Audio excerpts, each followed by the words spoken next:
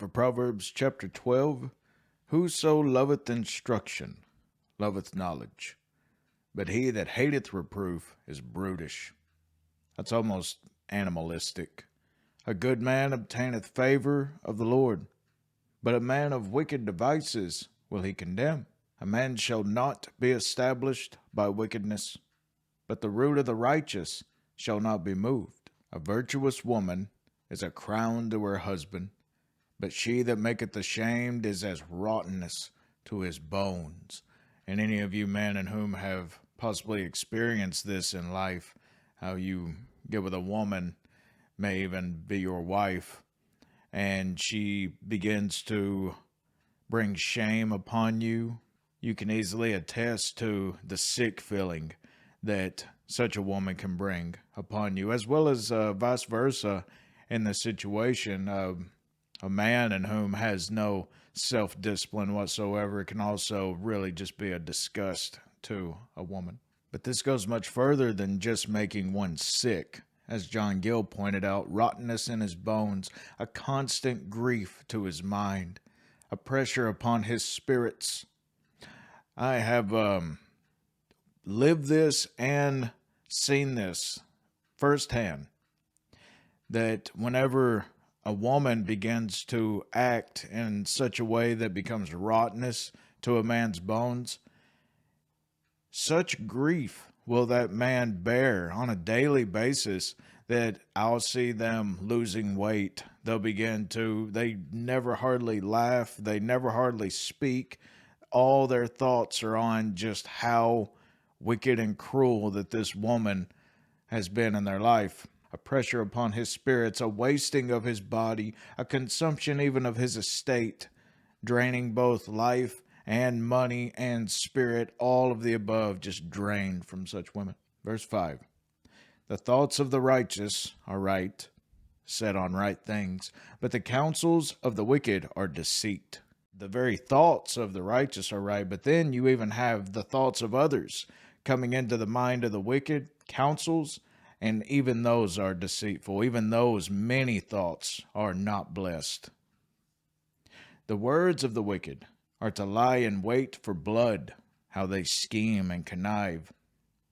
But the mouth of the upright shall deliver them. So whomever their intended victims may be, they shall be protected by the Lord so long as they are upright in his eyes. And once again, my friends, I must repeat this. These things are to be taken primarily in principle, taking them in the most literal sense, not knowing how God is going to work in the world, because we can all think of good people in whom horrid things have been done to them. So even unspeakable acts have been done to them. And we know how much that they love the Lord. And many of them happened in church or just coming home from church. They love the Lord so much. So such calamities do befall righteous people. But that's why I'm trying to say this should be taken in principle. For the most part, the Lord will watch over those, but we don't know what the Lord can see through such calamities happening. There's this ripple effect that comes from this. And that's a subject for another time, but it's well worth delving into, about how the Lord, just as Christ suffered for the sake of many, so will certain calamities happen to other individuals, that a very greater good may come from such a calamity. Now, this is a very sensitive subject, my friends, but such things are true in the world if you're mature enough to handle them. Verse 7, the wicked are overthrown and are not, but the house of the righteous shall stand. A man shall be commended according to his wisdom, but he that is of a perverse heart shall be despised. And this is why I tell people to guard your tongue. Make sure that you're not filthy-mouthed, filthy-minded around others, because whenever you begin to speak to them of serious matters, in which you may know a great deal of, because you have all that other baggage built up, all those dirty jokes and all that cursing and all of those other things built up on top of your testimony, it's going to be very difficult for them to really take anything that you have to say very seriously without great evidence. He that is despised and hath a servant is better than he that honoreth himself and lacketh bread. Albert Barnes commented, he who, though despised, by others is a servant to himself, in essence, supplies his own wants, is better than the arrogant and helpless. So he in whom supplies his own wants, being a servant to himself, is better than the arrogant and helpless. Verse 10, a righteous man, now pay close attention to this one, a righteous man regardeth the life of his beast, will treat animals right, but the tender mercies of the wicked are cruel. Now, my friends, if you know anything whatsoever about serial killers and people in whom are cruel to animals at a very young age, you'll know that usually a murderous mind will begin with that of what someone does with animals, be it what they do in their childhood or what they do even in adulthood. The animals will suffer first. And notice how detailed this particular verse truly is. But the tender mercies, that's the most tender that someone can get, of the wicked are cruel. So even the most tender part of a wicked man is cruel. So you can only imagine the great extent of the evil that lies within them. And once again, right here's an article showing, do mass killers start out by harming pets? Animal abuse may be an early warning sign of a killer. The article goes on talking about 15-year-old Kip Kinkle, how before he had the school shooting and killed his parents, he would torture animals, and Jeffrey Dahmer, Albert DeSalvo, the Boston Strangler, David Berkowitz, the son of Sam, and all of these killers all recounted animal torture as their first violent act. Right here down at the highlighted section, we can read, when counselors at several federal penitentiaries evaluated inmates for levels of aggression, 70% of the most violent prisoners had serious and repeated animal abuse in their childhood histories, as compared to only 6% of non-aggressive prisoners in the same facilities. Now, mamas out there, let me just say this. The curiosity of a child will usually be that of being too rough with an animal. I myself, I was like this, whenever you're a little kid, you don't really have as much empathy towards other living creatures. Your curiosity overcomes your reasoning skills. So don't immediately jump to your child as a future murderer if they're, a little rough with the pets or anything like that. Be very merciful to them. Verse 11, he that tilleth his land shall be satisfied with bread, but he that followeth vain persons is void of understanding. So the contrast here is that of a man, though he may be alone, he at least gets to work. But the other person, but he that followeth vain persons, and that is those that are useless and waste time. Those that waste time, those that follow them, they're void of, they don't know much. And that's a very good showing if they're following after useless people. Drug addicts, you can find this a lot with drug addicts. The wicked desireth the net of evil men, but the root of the righteous yieldeth fruit. Now, just take careful notice, the wicked desire the net of evil men. Well, in essence, what this is meaning is that they wish to enrich themselves by preying on others. If they have to overrun you, or if you lose your job in order for them to get more money, they don't care if your family's hungry or whatever. They don't care how much that you suffer. They'll still use that very same net. But the root of the righteous yieldeth fruit. By their own exertion, they gain all they require without injuring others. Verse 13, the wicked is snared by the transgression of his lips, but the just shall come out of trouble. A wicked man will talk himself into a trap.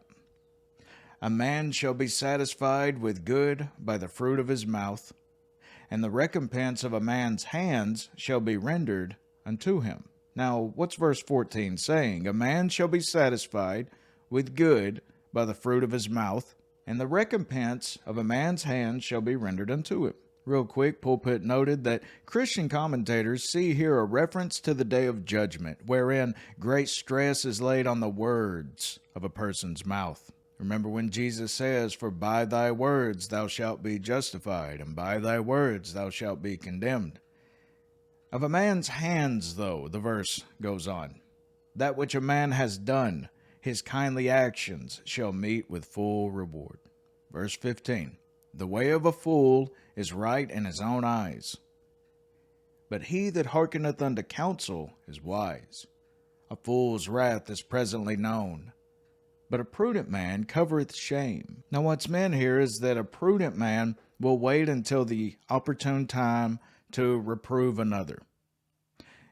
It's like playing chess. Life is like a game of chess, but a fool will allow his rage to overcome him and then speak many words and fall into many traps by doing such. Always plan. There's a time and a place and a season for saying certain things, my friends. Plan accordingly. He that speaketh truth showeth forth righteousness, but a false witness deceit. There is that speaketh like the piercings of a sword, but the tongue of the wise is healthy. Now, verse 17 is speaking, of course, we went over this, of a judicial sense. Whenever you're testifying in front of others, someone's life and their freedom are actually on the line.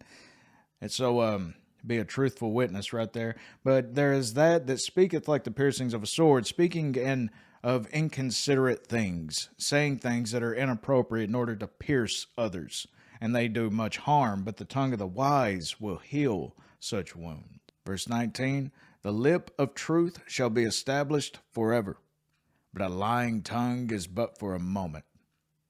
Deceit is in the heart of them that imagine evil, but to the counselors of peace is joy. There shall no evil happen to the just, and this is in the ultimate sense.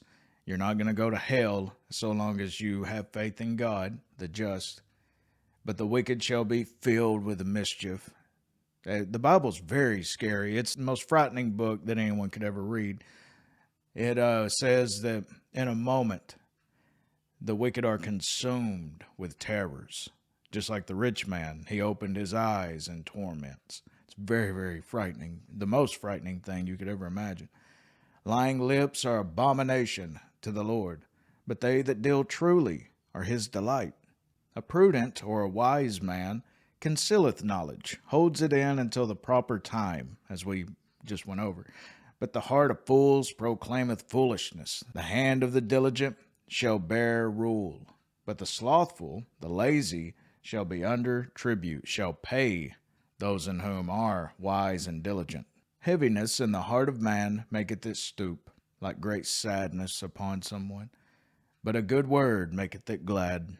The righteous is more excellent than his neighbor, but the way of the wicked seduceth them. Now, this is talking about being the middleman, like having one person in between a righteous man and a wicked, and the righteous is like that of the good side, like the angel on the shoulder. And then you have the wicked over here trying to seduce them. Nah, man, you don't want to go to church. You don't want to do Bible studies. You don't want to listen to preachers. You don't want to read your Bible. Just come on out here, man. We'll go clubbing. We'll get drunk tonight. Hey, man, we'll holler at that girl that's been interested in you and all of this. The wicked seduces them, and it always leads to more and more sorrow, a deeper and deeper grave. Verse 27, the slothful man, the lazy man, roasteth not that which he took in hunting, because he either didn't go hunting or because he's too lazy to skin it. But the substance of a diligent man is precious. In the way of righteousness is life, and in the pathway thereof there is no death. That's the same thing that Jesus tells all of us. He says, those in whom believe in me shall never die. Now that's a very strange thing, because we know that the body dies, but Jesus says you'll never die so long as you believe in him. That means death will not even touch you. O death, where is thy sting? O grave, where is thy victory? We fear death so often, and yet it'll be so anticlimactic, the whole thing that we're afraid of, and so swallowed up in glory that we'll be like, why did we even spend a single second scared of that thing that Jesus promised us we would never even experience?